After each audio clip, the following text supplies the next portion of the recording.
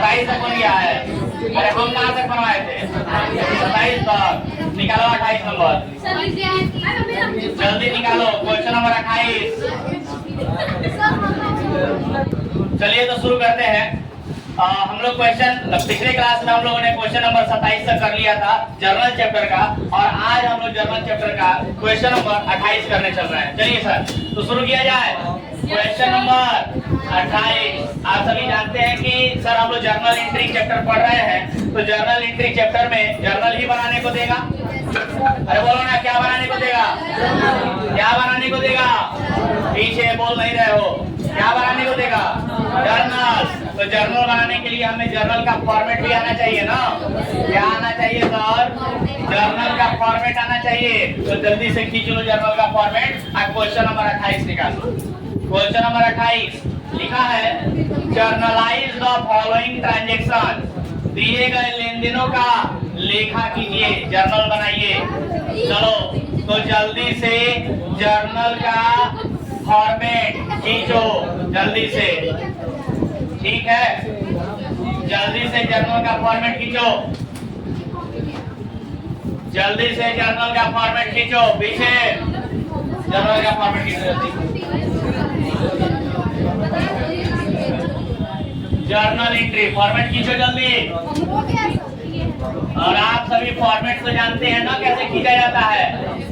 Date दिया होगा तो डेट, नहीं तो सीरियल नंबर, उसके बाद पार्टिकुलर, उसके बाद LF, उसके बाद डेबिट अमाउंट, उसके बाद क्रेडिट अमाउंट। समझ गए बात?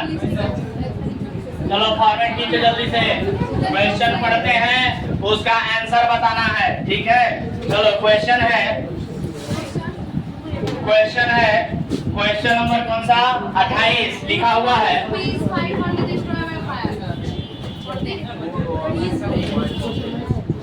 देखो 28 नंबर क्वेश्चन लिखा है, जर्नलाइज द फॉलोइंग ट्रांजेक्शन में पहला ट्रांजेक्शन लिखा है, goods worth ₹500, goods worth ₹500 destroyed by fire, यानी आग से जल के बर्बाद हो गया।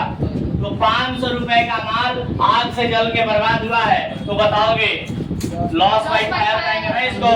तो आग से जल के बर्बाद हुआ है पहला transaction, loss by fire account debit, और कुछ जल के बर्बाद हुआ है ना, तो उसके लिए अकाउंट ऐसा लिख लोगे। Very good. चलो कितने रुपए का? 500। किसी को दिक्कत? चलो अगला ट्रांजेक्शन बताओगे? बोलो ना जी। दूसरा ट्रांजेक्शन बोले क्या? चलो दूसरा ट्रांजेक्शन लिखा है, देखो क्या लिखा है दूसरा ट्रांजेक्शन। दूसरा ट्रांजेक्शन कह रहा है, पेड 2500 रुपया इन कैश। कर रहा है कि 2500 रुपया कैश में पेड कर दिए। 2500 रुपया कहाँ पेड कर दिए? कैश में पेड कर दिए। In favour of as wages. सुनो, लिखा है कि 2500 रुपया कैश में पेड कर दिए एज वेजेज, यानी कि मजदूरी के रूप में ऑन इंस्टॉलेशन ऑफ मशीन, यानी मशीन को इंस्टॉल करवाने के लिए, मशीन को इंस्टॉल करवाने के लिए कितना रुपया? 2500 रुपया मजदूरी के रूप में दे दिया। तो आप सभी को मैंने पढ़ाया था revenue nature, capital nature, expenditure के बारे में। अगर मशीन को इंस्टॉल करवाने के लिए मजदूरी दिए हैं, तो क्या उस मजदूरी को अलग से लिखा जाएगा? नहीं सर, बल्कि उस मजदूरी को उस मशीन के नाम से ही दिखाया जाएगा। यही पढ़ाया था ना सबको। तो चलो बताओ ना आंसर क्या होना चाहिए? Machine account debit. तो पेड किए हैं कैश, तो लिखेंगे टू कैश अकाउंट। कोई दिक्कत? और नरेशन में वो बात बता देंगे कि वेजेज जो है वो मशीन के इंस्टॉलेशन में दिए है। कितना रुपया? 2500 रुपया। समझ गए बात? अरे बोलो ना भाई। कोई दिक्कत? चलो बताओ। पॉइंट नंबर 3 शुरू करें क्या? पॉइंट नंबर 3 लिखा हुआ है, देखो पॉइंट नंबर 3 लिखा हुआ है, 28 का क्वेश्चन नंबर 28 है ना जी? 28 का point number 3 issue a cheque, यानी क्या इशू किए हैं? चेक इशू किए हैं ऑफ रुपीज कितना? 7500 रुपया, यानी 7500 रुपया का चेक इशू किए हैं इन फेवर ऑफ 7500 मतलब 7500 इन फेवर ऑफ एमएस परमात्मा शरण। कौन जी? परमात्मा शरण को एक चेक दिया गया है, कितने रुपए का? 7500 रुपए का। एंड सन्स, परमात्मा शरण एंड सन्स को एक चेक दिया गया है on account of purchase of goods. यानी क्यों दिया गया है उनको चेक?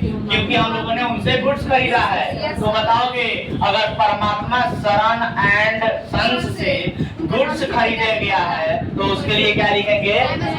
गुड्स खरीदा गया है तो परचेज अकाउंट डेबिट, गुड्स खरीदा गया है तो परचेज अकाउंट डेबिट। और एमएस परमात्मा एंड शरण से खरीदा गया है, नाम तो दिया है लेकिन साथ साथ ये भी बता रहा है कि एमएस परमात्मा एंड शरण को चेक दे दिया गया है। तो चेक दे दिए तो उधार में हुआ क्या? नहीं, नगद बन गया। और नगद के रूप में क्या दिए हैं? पैसा दिए हैं या चेक दिए हैं? चेक दिए हैं। तो चेक दिए हैं तो बैंक बैलेंस कम होगा ना, तो लिखेंगे टू बैंक अकाउंट। नरेशन लिख लोगे क्या? नरेशन लिख लोगे क्या? बिंग करके लिख लेना है। चलो ध्यान दो, कितना रुपया है जी? अरे रुपया बताओ ना। 7500, यही था ना? चलो, और इस प्रकार से आपका ये भी ट्रांजेक्शन क्या होता है? खत्म हो जाता है। अब हम लोग चौथा ट्रांजेक्शन देखेंगे। तो दिक्कत? चलो ध्यान दो, तो चौथा ट्रांजेक्शन हम लोग करेंगे। चौथा ट्रांजेक्शन देखो क्या करता है, बोले क्या? चलो चौथा ट्रांजेक्शन लिखा है, गुड्स कॉस्टिंग ₹6000, यानी 6000 रुपए का माल sold to MS Kalu sons, यानी बेचा गया है, एमएस कालू सन्स को बेचा गया है एट इनवॉइस प्राइस, यानी इनवॉइस प्राइस पे बेचा गया है 10% एबव कॉस्ट, यानी कि जितना रुपए का भी कॉस्ट है, लागत, यानी लागत समझ रहे हो, जितने रुपए का भी लागत है उस लागत में 10% क्या कर दिया गया है? जोड़ दिया गया है। एबव बने ऊपर बढ़ा दिया गया है, मतलब प्रॉफिट जोड़ दिया गया है। तो 10% का प्रॉफिट जोड़ दिया गया है एंड लेस 5% ट्रेड डिस्काउंट, और 5% का ट्रेड डिस्काउंट दिया गया है। तो माल बेचे हैं ना जी, और उसमें ट्रेड डिस्काउंट दिया है ना, तो आइए वर्किंग नोट कर लिया जाए क्या? तो चलिए वर्किंग नोट नंबर बताइए। वर्किंग नोट नंबर 1, पहला कैलकुलेशन करने जा रहे हैं। वर्किंग नोट नंबर 1 पर फोकस कीजिए। यहाँ पे सभी लोग लिखा है, बताइए कॉस्ट लिस्ट प्राइस कितना? लिस्ट प्राइस नहीं, कॉस्ट बोल लेंगे ना। कॉस्ट बराबर कितना दिया है? 6000 रुपया। कॉस्ट कितना दिया है? चलो बताओ ना जी, कॉस्ट नहीं बता रहे हो। 6000 रुपया। उसमें क्या करना है? ऐड कितना परसेंट प्रॉफिट ऐड करना है? 10%। तो बताओ 6000 रुपए का 10% कितना होगा? 6000 रुपए का 10% 600 रुपया। जोड़ देंगे तो कितना आएगा? 6600। अब इसमें से क्या करना है? लेस। कौन सी लेस करना है? ट्रेड डिस्काउंट लेस करना है। कितना परसेंट? 5%। तो बताओगे 6600 रुपए का 5% कितना होगा? 2 जीरो से 2 जीरो कट जाएगा। बताओ ना कितना आया? 330 रुपया। माइनस करेंगे ना, क्योंकि ट्रेड डिस्काउंट को माइनस लेस किया जाता है। तो बताओगे 6270 रुपया। तो ये आपका लिस्ट प्राइस हो गया था, और लिस्ट प्राइस में से ट्रेड डिस्काउंट को माइनस कर दिए तो हमने हमारा सेल वैल्यू क्या माना जाएगा?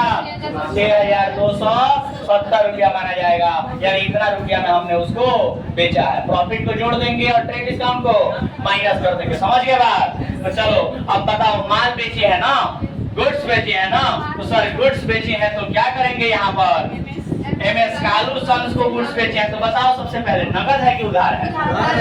क्यों उधार है?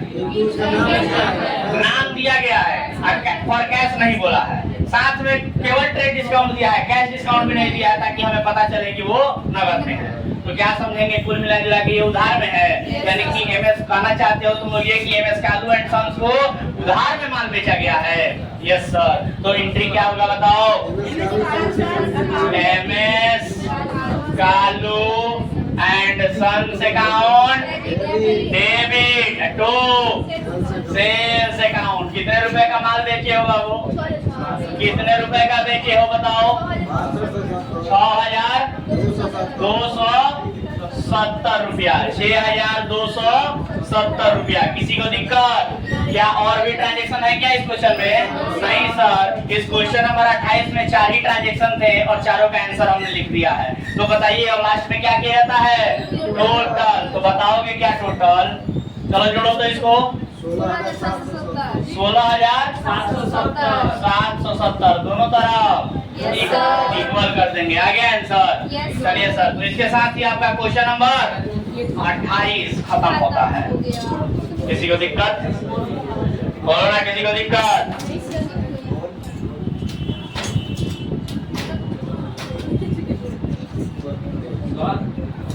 बोलो। कौन सा बैंक क्रेडिट क्यों है? क्योंकि चेक से पेमेंट किया गया है। माल खरीदे हैं, चेक से पेमेंट किए हैं। क्या? हाँ हाँ, बैंक के लिए तो डेबिट ही होगा ना, हमारे लिए वो क्रेडिट होगा। बताएंगे बताएंगे। एक टॉपिक, चिंता ना करो, सुनो। एक चैप्टर पढ़ना है जिसका नाम है बैंक रिकॉन्सिलिएशन स्टेटमेंट, बीआरएस। समझ रहे हो? और उस चैप्टर में ये सारी बात हम डिटेल में पढ़ाते हैं कि क्यों वो डेबिट करता है, क्यों हम लोग क्रेडिट करते हैं। समझ गए बात? बोलो। बीआरएस चैप्टर अभी हम लोग पढ़ेंगे, ठीक है? चिंता ना करो। वैसे चाहो तो अभी भी बता सकते हैं, लेकिन अभी बताएंगे, पूरा क्लास चलूंगा। अरे यहाँ पर ऐसे समझो ना, फिलहाल ये क्रेडिट क्यों हुआ है, ये क्रेडिट क्यों हुआ, ये समझ रहे हो? अब बैंक वाला डेबिट क्या करता है, हम बीआरएस पढ़ाएंगे तो बताएंगे। मॉडर्न अप्रोच जानते हो ना? बोलो। मॉडर्न अप्रोच, एसेट बढ़ता है तो डेबिट, एसेट घटता है तो लायबिलिटी बढ़ता है तो लायबिलिटी बढ़ता है तो ढंग से बोलो ना, डेबिट या क्रेडिट? क्रेडिट। अगर लायबिलिटी घटता है तो डेबिट। मालूम है ना इतना? बस इतना याद रखना, तुम्हारा सारा कुछ समझ में आ जाएगा, सब कुछ क्लियर हो जाएगा। मॉडर्न अप्रोच क्लियर है तो कुछ भी पढ़ो उसके बाद सब समझ में आएगा।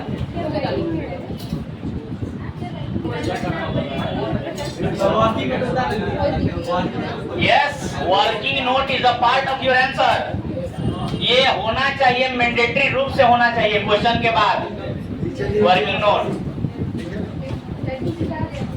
साफ साफ एग्जामिनेशन में कई सारे क्वेश्चन में भी लिखा रहता है, नहीं लिखा हो तो भी कई सारे क्वेश्चन में तो लिख भी देता है कि working note is a part of your answer. साफ साफ लिख देता है कि वर्किंग नोट आपके आंसर का हिस्सा है। और आंसर का हिस्सा का मतलब कैसे छोड़ सकते हैं? तो क्या स्पेशल ट्रांजैक्शन मजा आ रहा है जी पढ़ने में? बहुत भारी लग रहा है क्या? बोले तो ना, प्रैक्टिस कर लो ट्रेडिशनल अप्रोच, मॉडर्न अप्रोच का बेसिक, सब पढ़ने में मजा आएगा। फट फट क्वेश्चन बनेगा। आगे बढ़ा जाए या अभी लिख ही रहे हो सब? जल्दी लिखो, आगे बढ़ना है। एक और क्वेश्चन बनाएंगे, जल्दी से लिखो कॉपी में।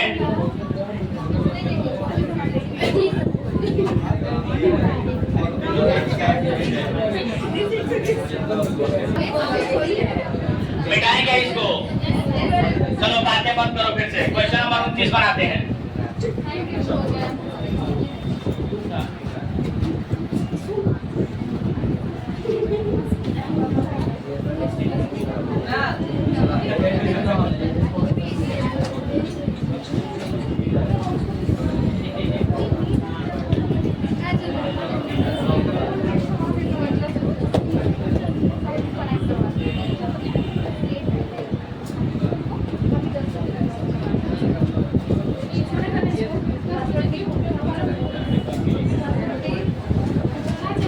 क्वेश्चन नंबर 29 बनाया जाए सर।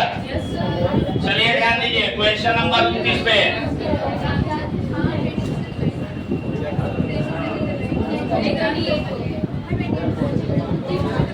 Question number 29। चलो ध्यान दो, देखो वीडियो फिर शुरू होने जा रहा है, आवाज बिल्कुल नहीं होती। शुरू किया जाए। क्वेश्चन नंबर 29 देखो, लिखा है, पढ़ो क्या लिखा है। पहला transaction, started business with cash 15,000 रुपया एंड गुड्स रुपीज 10,000 रुपया, यानी कि 15,000 रुपया नगद से और 10,000 रुपया गुड्स से व्यवसाय प्रारंभ किया गया। तो बताओगे पहला ट्रांजेक्शन का आंसर बताओगे?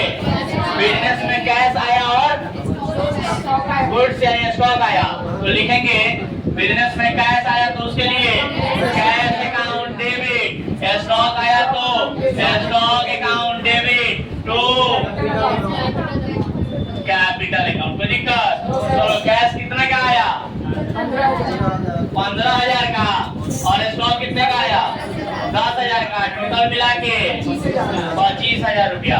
तो नरेशन लिख लोगे क्या? नरेशन लिख लोगे?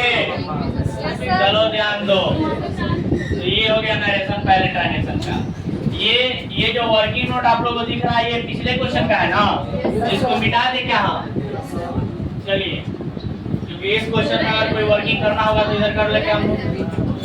चलो क्वेश्चन नंबर 29 का पहला ट्रांजेक्शन हो चुका है, दूसरा ट्रांजेक्शन पर फोकस करो। लिखा है दूसरा ट्रांजेक्शन लिखा है, बोलो ना जी।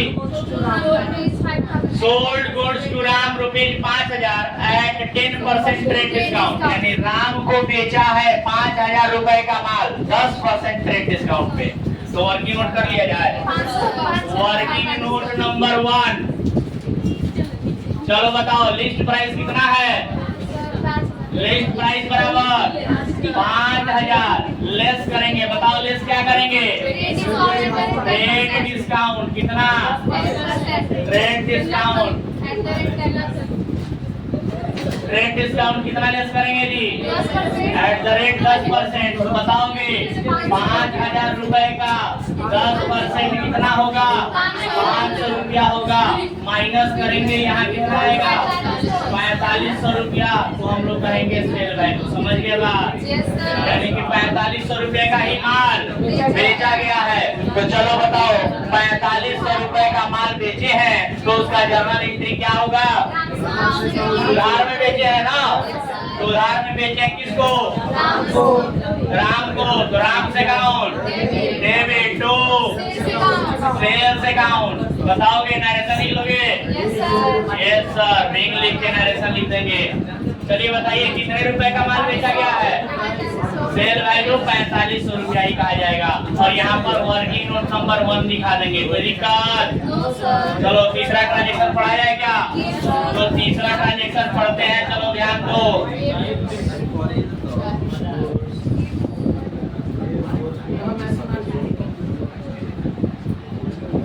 तीसरा ट्रांजेक्शन पर ध्यान दो। लिखा है गिव गुड्स वर्थ ₹1,000 रुपया और चैरिटी, यानी कि दान में, चैरिटी में 1,000 रुपए का माल दान कर दिया। तो 1,000 रुपए का माल दान किया है ना, तो बताओगे चैरिटी दी है तो चैरिटी क्या होता है? एक्सपेंस होता है। तो क्या करेंगे? Charity account debit. और गुड्स दिए है ना, तो गुड्स के लिए क्या लिखा जाएगा? To purchase account. समझ गए? चलो नरेशन लिख देंगे क्या? नरेशन लिख देंगे बिंग करके। नरेशन पूरा होना चाहिए, किसी की कॉपी में ऐसा ना हो कि नरेशन पूरा नहीं है। सबके कॉपी में नरेशन पूरा होना चाहिए। कितने रुपए का माल दिया है जी? 1000 रुपीज का। कोई दिक्कत? चलो अगला ट्रांजेक्शन नंबर 4 पढ़ा जाए क्या? लिखा है गुड्स लॉस्ट बाय फायर कितना रुपया? 5,000 रुपया। Insurance company admitted claim of ₹3,000 रुपया, यानी कि 5,000 रुपया का माल जो है वो जल के बर्बाद हो गया और इंश्योरेंस कंपनी जो है वो जो क्लेम है वो मात्र 3,000 रुपया का ही एडमिट कर रही है। यानी कि अब बताओ ना जी, 5,000 रुपया का माल जल के बर्बाद हुआ है। पहले जो पूछ रहे हैं उसको बताओ, लिखना बाद में। नहीं समझ में आ रहा है तुमको? एक बार में 5,000 रुपए का माल जल के बर्बाद हुआ है और सामने वाली इंश्योरेंस कंपनी कह रही है कि 3,000 रुपए का ही हम एक्सेप्ट करेंगे कि नुकसान हुआ है आपका। तो बताओ माल जल के बर्बाद हुआ 5,000 का और जिस कंपनी से इंश्योरेंस कराया वो कह रही है कि हम 3,000 रुपया आपको देंगे। तो बताओ कि नुकसान हुआ कि नहीं हुआ? नुकसान हुआ कि नहीं हुआ? हुआ ना? कितने रुपए का? 2,000 रुपए का नुकसान हुआ। तो बताओ सबसे पहले तो हम लोग लॉस बाय फायर जो हुआ है उसको तो पहले लिखेंगे ना, बाद में इंश्योरेंस कंपनी का हिसाब किया जाएगा। मतलब इस एक ही ट्रांजेक्शन में 2 एंट्री होगा। पहले तो लॉस बाय फायर वाला एंट्री होगा और दूसरा एंट्री ये इंश्योरेंस कंपनी वाला। समझ के बाद तो चलो ध्यान दो। तो पहला जो है पहला जो यहाँ पर एंट्री किया जाएगा ये लॉस बाय फायर के लिए किया जाएगा। मतलब चौथे नंबर ट्रांजैक्शन में 2 एंट्री होगा, एक चौथा का ए कर देंगे हम लोग और फिर चौथा का बी कर देंगे। समझ रहे हो बात? तो सबसे पहले लॉस बाय फायर का एंट्री बोलो। Loss by fire account debit. माल जल के बर्बाद हुआ है तो 2 परचेज अकाउंट। समझ गए बात? तो बोलो ना भाई कितने का माल जला है? 5000 रुपए का माल जल के बर्बाद हुआ है। कोई दिक्कत किसी को? नरेशन लिखोगे क्या? बोलो ना जी। नरेशन लिख लेंगे यहाँ पर बीप करके। कोई दिक्कत किसी को? चलो अब बताओ इसी ट्रांजैक्शन नंबर 4 का ए के बाद 4 का बी लिखेंगे ना। इंश्योरेंस कंपनी ने 5000 के जगह पर मात्र 3000 का क्या किया है? क्लेम एडमिट किया है। तो 3000 रुपए का ही ना हम लोग मानेंगे कि इंश्योरेंस कंपनी पैसा देगी। तो इंश्योरेंस कंपनी पैसा देगी तो हमारे लिए डेटर आ गई एक तो इंश्योरेंस कंपनी नाम से डेटर हमारा बढ़ गया ना।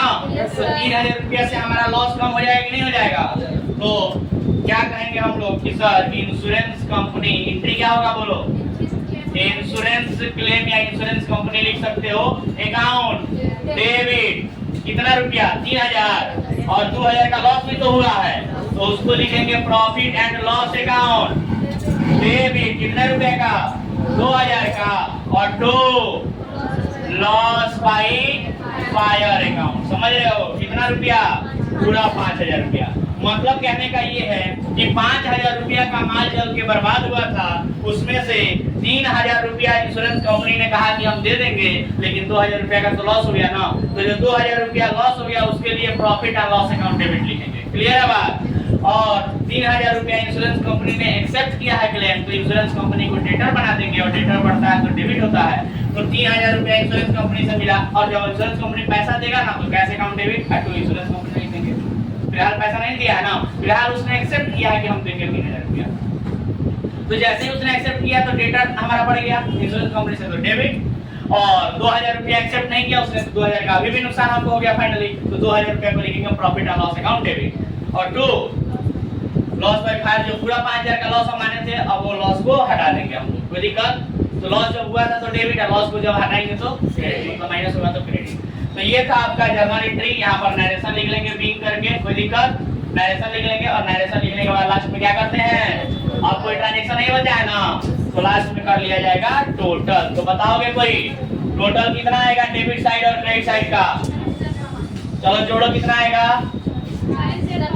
40,500 रुपया। 40,500 रुपया। तो समझ पा रहे हो क्या? क्वेश्चन नंबर 29 इस प्रकार से समाप्त होता है। कोई डाउट किसी को? अरे बोलो ना भाई, किसी को कोई डाउट?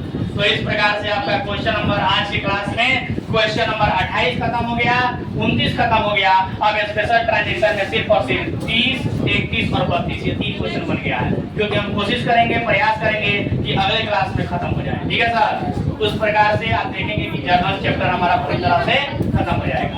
तो आज के लिए मेरे तरफ से इतना ही। मिलते हैं अगले क्लास में, तब तक के लिए टाटा बाय बाय। इसको नोट कर लीजिए।